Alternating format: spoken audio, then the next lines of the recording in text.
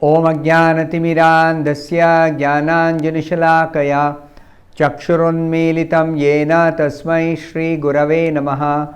Nama Om Vishnupadaya Krishna Presthaya Bhutale Srimate Bhaktivedanta Swamin Niti Namine. Namaste Saraswate Deve Gauravani Pracharine Nirvishesha Shunyavadi Paschatya Deshatarine.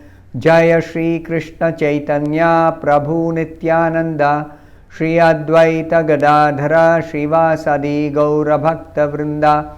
Hare Krishna Krishna Krishna Hare Hare Hare Rama Rama Rama Hare Hare.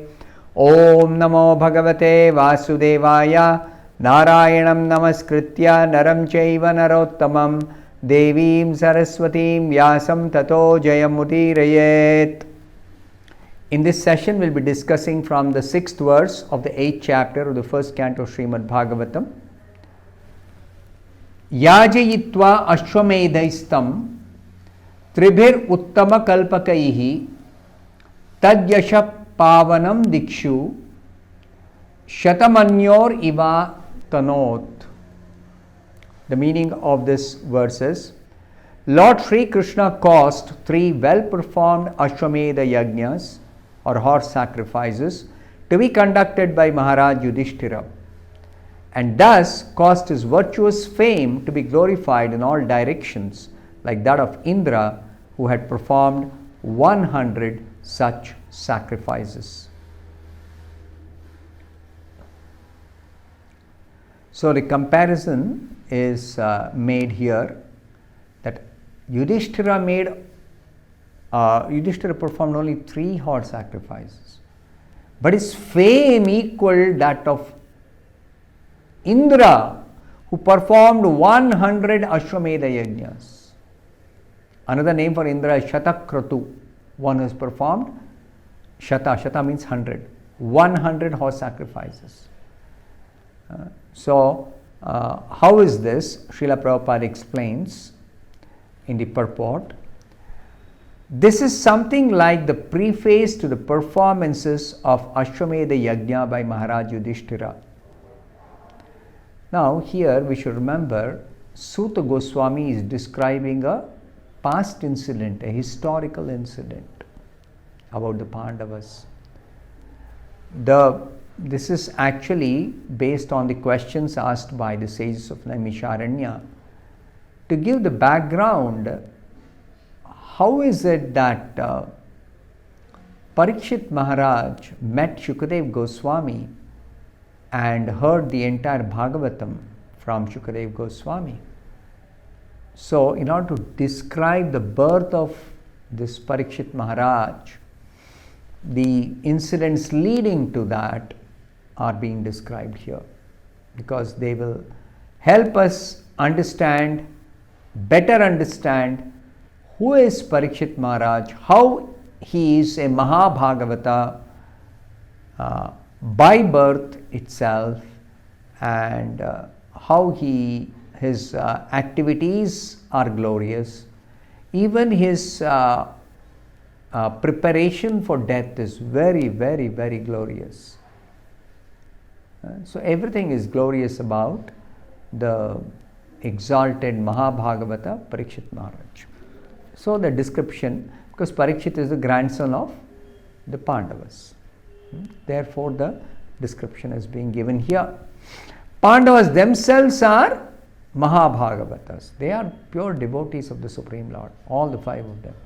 So therefore the Bhagavatam concerns not only description of the Supreme Lord and 1 or 2 devotees, but actually concerns the Supreme Lord in relationship with his variegated devotees. He has unlimited devotees, all relating with him in their own particular relationship. So we understand that from the Srimad Bhagavatam, because all such descriptions are there. So therefore the historical incident of Yudhishthira Maharaj, the end of the battle of Kurukshetra, this narration began when Ashwatthama attempted to kill Ashwatthama killed the 5 sleeping sons of Draupadi and he was punished. That was the 7th chapter. And the 8th chapter begins by telling that after that Yudhishthira was enthroned as the emperor of the world, and Krishna actually conducted this battle of Kurukshetra in order to enthrone his pure devotee as the emperor of the world. Why? Because a pure devotee carries out the mission of the Supreme Lord in this material world. What is that mission of the Supreme Lord in this world?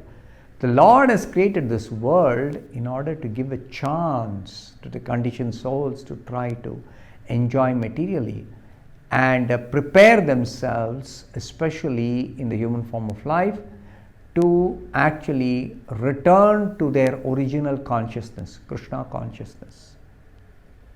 So this is the whole program.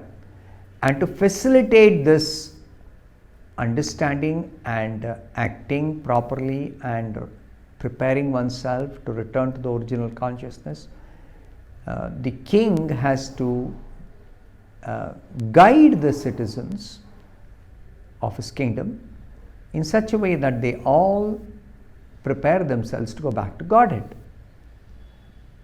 And therefore, Krishna wants pure devotees to rule this world. So the Pandavas are pure devotees of Krishna. Therefore, Krishna wants the Pandavas to rule the world. The Kauravas are not devotees of Krishna. Therefore, Krishna arranged the battle of Kurukshetra, in which the Kauravas were completely destroyed. So here, after Yudhishthira was enthroned as the emperor of the world, he performed 3 Ashwamedha Yajnas, again by the mercy of the Supreme Personality of Godhead Krishna.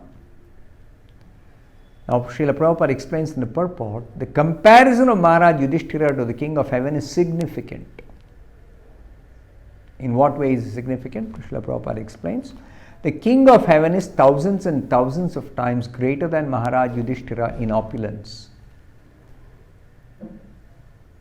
Naturally, the opulence of the inhabitants of the heavenly planets is much, much, much, much more than those of the inhabitants of the earthly planets. And correspondingly, the king of heaven is many, many, many millions of times more opulent than the emperor of this earthly planet or this world. Yet, it is described in the purport here, the fame of Maharaj Yudhishthira was not less than that of Indra. How is that? So the reason is that Maharaj Yudhishthira was a pure devotee of the Lord. See, this is Maharaj Yudhishthira's special position. What is that? He is a pure devotee of Krishna. All the 5 Pandavas, they are pure devotees of Krishna. And by Lord Krishna's grace only was King Yudhishthira on the level of the king of heaven. So the fame of Yudhishthira was because of his being a pure devotee of Krishna.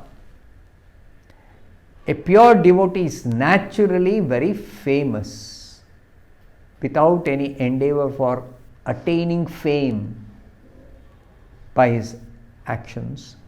A pure devotee automatically naturally becomes very famous. So Srila Prabhupada explains that even though King Yudhishthira performed only 3 Ashwamedha Yajnas, whereas the king of heaven performed hundreds, still Yudhishthira's fame was equal to that of Indra. Now Srila Prabhupada says that is the prerogative of the devotee of the Lord.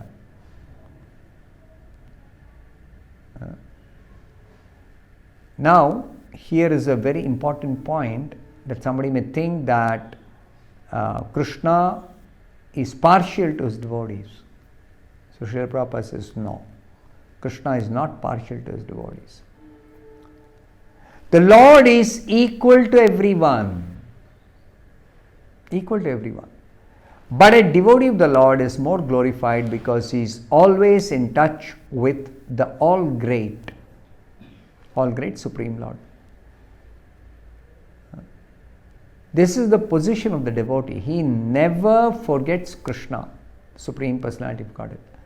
He is always in touch with the Supreme Personality of Godhead under all circumstances, in all conditions, at all times. Always in touch. So therefore, the pure devotees are naturally glorious. Now Srila Prabhupada gives an example here. The sun rays are equally distributed, but still there are some places which are always dark. This is, you can understand this example, it's not difficult, that the sun is shining brightly in the sky and distributing the rays equally, not only for this planet, but for millions of other planets also. The sun is distributing the light and heat. But there are some places where the sun light does not reach at all. Those places will always be dark. Always be dark. This is not due to the sun, but to the receptive power. Different places receive different quantity of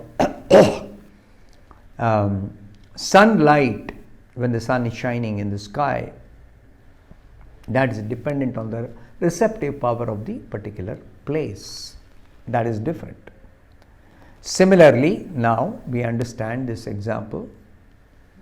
We can compare this example. Those who are 100% devotees of the Lord get the full-fledged mercy of the Lord, which is always equally distributed everywhere. The Lord is equal to everyone. He freely gives away His mercy. He wants everyone to go back to Him. That's why He speaks Bhagavad Gita. That's why He personally comes so many times in different incarnations. Personally He comes, He sends His representatives. He wants to deliver all the fallen conditioned souls because everyone belongs to Him.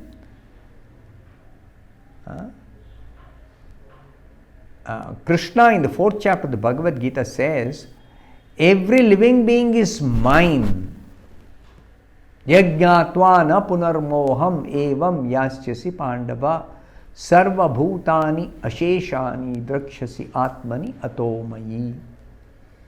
He says, every living entity is my part and parcel. Mamaivamsho jiva loke jiva bhuta sanatana. Sanatana, eternally we are part and parcel of Krishna. So we are the same nature as Krishna, spiritual nature. So Krishna wants us with Him, but we are forgetful, we are rebellious, we are envious, we want to be separate, we want to be independent. This is a fact.